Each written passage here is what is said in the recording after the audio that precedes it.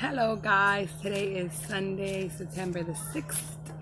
I am doing a collective reading once again. I will be using the Sacred Path cards. These cards were originally published in 1951 and they were republished in 1991. So I have the republished version from 1991. But it's a really beautiful deck because it goes in combination with the book The Discovery of Self Through Native Teachings by Jamie Sams. And this book is very powerful. It's very enlightening. So I'm going to do this call today, and today I'm actually going to be using a different method. The book calls for the cornstalk spread, which is 4 cards.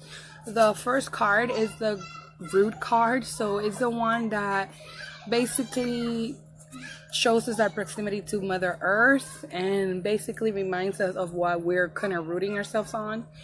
The second card is the stock card, which is the one that expresses the attitude needed to walk in beauty and balance. So this is the one that's going to remind us what is the things that we need to be addressing to walk into balance, and also what are the things that we're already in balance in. And then the third card is the kernel card, which is the one that tells you the fruits of your labor, and basically it shows you where you're at regarding both your spiritual as well as your physical labor, and where you're looking like, right? And then the fourth card is the corn mana card, which denotes how your corn silk is catching the sacred pollen and bringing abundance to your life. So this is the one that is going to remind you of your field of plenty, of your prosperity.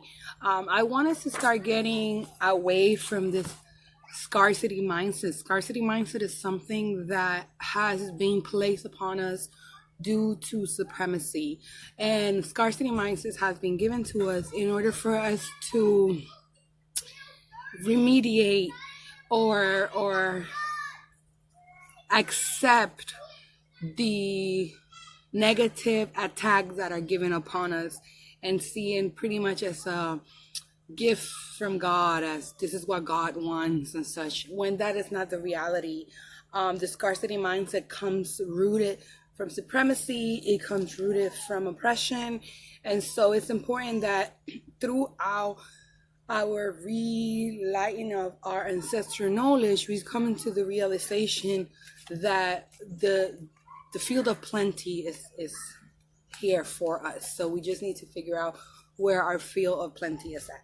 So with that being said, I'm going to do this reading. Amantísimo Padre Celestial, Madre Tierra, gracias por un día más de vida, gracias por permitirme estar aquí hoy. Utiliza este llamado de belleza y grandeza y empoderamiento para nuestra comunidad como una herramienta de cercanía a ti, Dios. Gracias por traerme a estas herramientas tuyas, que aunque la gente nos confunda, sabemos que son herramientas divinas, Padre y Madre Tierra. En el nombre de Dios, amén. Okay, let's get it started. 1, 2, 3, 4. Ooh.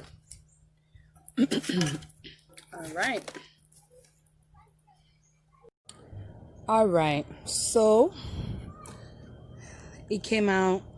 The first is number 23, smoke signals, intent.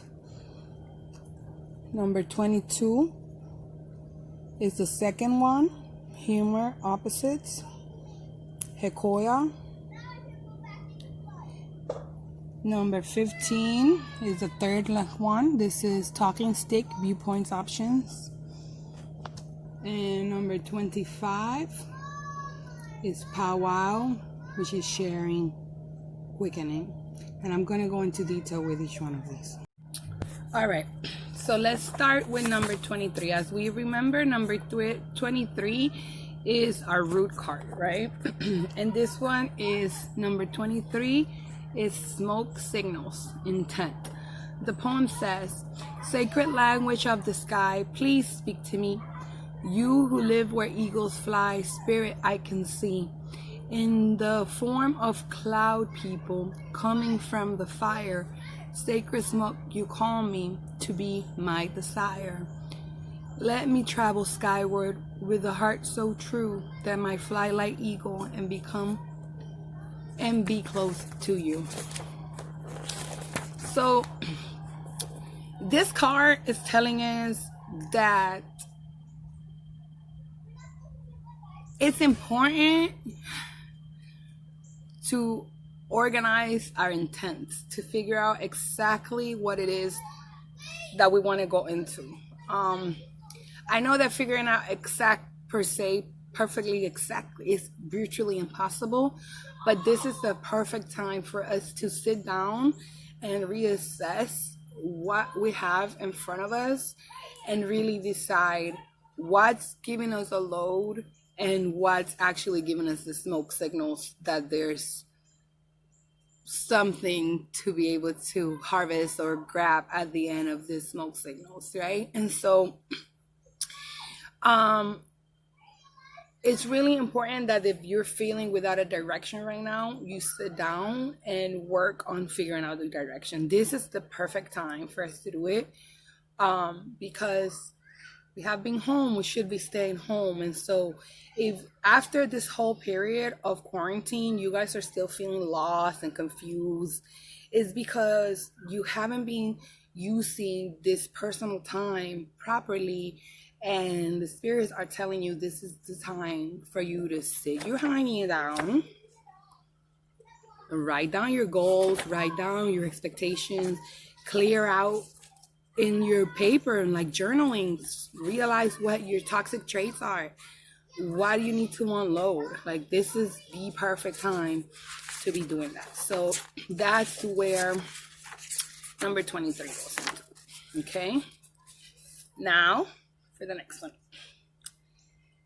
This one, Hey Yoga, Humor Opposites, which is number 22, could look a little gnarly for some people because it's the Joker and people see the Joker in a negative connotation sometimes. I don't see it that way. Remember that the position of the second card is the stock card, and this is the one that expresses the attitude needed to walk in beauty and balance. Okay, so I'm going to read a little bit about the card first, and then I'm going to go into my reading. The poem of this card: Aho, Hey Yoka, make me laugh so I'll be human again. Allow me to see my crooked path and the tricksters as my friend. Aho, Hey Yoka, how contrary you can be, yet you can make me learn. Aho, Hey Yoka, they joke's on me, but next time it's your turn. The application of this letter, of this card. So it's saying that if you see this card, you're probably about to see very joyful moments. Or it might be that you are your own cause for whatever is taking your joy away. There's something that you might be doing intentionally or unintentionally within yourself that is causing you to create your own sorrow. And so going back to number 23, perhaps it is really good for us to start journaling and start writing down these things that are coming into our life that might be toxic, which is the ones that are taking our joy away in the first place. Also, like, take time to enjoy yourselves. We have a very workaholic society that goes opposite of our indigenous traditions globally, because we are in this like dog-eat world, fast paced, I work for me, I work for mine, and nobody messes with me mentality. And it's taken away from the true joys of life that we should be looking at. And so we're working because we're prioritizing with, because we need to have all these things in order to be happy. And yeah, there's a necessity for us to live within capitalism, and so definitely we need to have some sort of resources and income. However, what are really the things that are making you happy? Is it really that whatever many bucks you spend on whatever it is you purchase that's making you happy? Or is it the moment, the celebration, the joyfulness? So going back to that childhood-like mentality, to that youth, is very, very important right now. Okay, so now the third card is number 15, Talking Stick, Viewpoints. This is a really beautiful drawing. I really enjoy this card. Every time it comes out to me, it's like, okay, I see you, cards. Basically, remember, this is the Kernel card. This is the one that tells us the fruit of our labor. This is the one that reminds us of the stuff that we've been working on. And also the stuff that we're aiming to work on. Okay? So let's talk about number 15, Talking Stick. I'm going to start with the poem. This one is really short. Talking sticks remind me of each sacred point of view, complete within the circle of the sacred hoops. Whew. So this one reminds us of the validity of other viewpoints and teaches us how to listen and apply what we hear. And it's reminding us to use the gift of listening. Let me tell you, I feel this is something that we are not doing enough. We have the internet, we have computers, we have telephones, cell phones, face chat, WhatsApp, Zoom, this and that and the other, and yet we still not communicating enough. We're not giving each other enough time to hear each other out. And right now, this moment in life, this month that we're in, the beginning of our fall season, this is the perfect time for us to start reassessing those skills of listening. Listening is a trait. When you listen, you are able to fully grasp the messages, and then there's no miscommunication, which is happening a lot. And especially I see it a lot recently with so much chaos going globally. I see, because we have gone virtually, I see a lot of animosity and disrespect on the social media. So this is the time where no matter how hurt we are, because our social media could be very bullying and very brutal and stuff, is it really necessary for us to engage on that conversation? Do we need to be heard in that manner? So also, not only the importance of listening, but also the importance of remembering what it is that we need to be saying. Because there's things that we shouldn't even be bothering with bringing up, right? So trying to discern where those conversations are going to go to from here out, because depending on the conversations that you're having between here and the rest of the year is literally where the rest of your life is going to go, because we are at a global shift. So the conversations that you're having at the friendship level, at the family level, all these conversations is what's going to polish your future or change your future completely. So be very mindful of that, okay? And the last one, this is a lovely one, number 25, Powwow. I love it so much. Such a beautiful one. It reminds us of sharing and quickening. Okay, and because it was on the fourth position of the corn, this is corn mana. This card denotes how your corn silk is catching the sacred pollen and bringing abundance to your life. So it's reminding us that if we feeling fear or scarcity, the corn mana card will present the lesson that you need to learn to realign with the feel of plenty. If your life and personal philosophy are growing corn, this card shows how to continue growing. So remember I was saying that we need to get away from the mindset of scarcity and begin shifting into realizing that we have a lot more than we think we have, and that we shouldn't be living in suffering, and that we need to be pressing for a better world, period, right? Because this is what Mother Earth and Father God provided for us, period, right? So with that being said, I am going to read Powwow. The poem says, gathering the tippies, new friends and all, trading of stories, told and retold.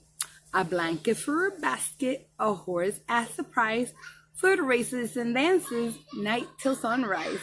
Exchanging the goodness that each member brings, allowing the heartstring of our nation to sing. Ooh! So much positivism within the midst of so much chaos, right? So this one says that if we have received the power within our readings, we're being put on notice to gather together with others of like mind and exchange ideas. The quickening of some aspects of your life will be aided if you use a support system and see what type of support you can call upon from others. So, what I was saying, for us to come to the field of plenty, we need to realize we have plenty of resources. And one of our major resources is our own community, the own people that surround us. And how are we engaging with them? What are we doing in order to improve our powwow-like possibilities? Right? How are we coming into this dimension of unity and powwow and celebration? Where are we putting ourselves together in order to come into that, right? So I think that was plenty for today, for the feel of plenty to be put into your mind. Hopefully this was impactful for you. I know that it was for me. Have a beautiful, blessed day. Seneco Cacona. Dios los bendiga. Bendiciones. Ache. Ajo. See ya later.